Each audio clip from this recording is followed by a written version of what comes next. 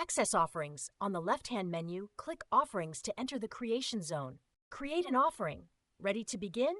Hit the Create Offering button to get started. Choose from 3 dynamic offering types tailored to meet your needs.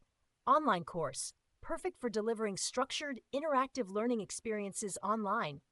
In person, ideal for hosting face-to-face sessions such as workshops or live training events.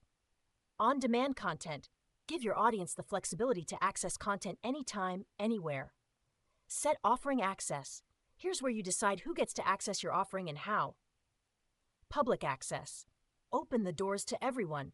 This type of access is perfect for reaching a wide audience.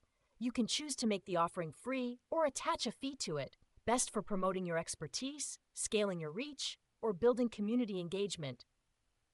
Restricted access. Keep it exclusive. This option allows you to handpick who gets access.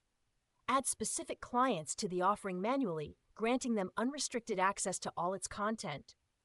Note: no fees can be charged for restricted offerings. They are purely for selected participants. Ideal for private training, internal team development, or delivering premium content to a closed group.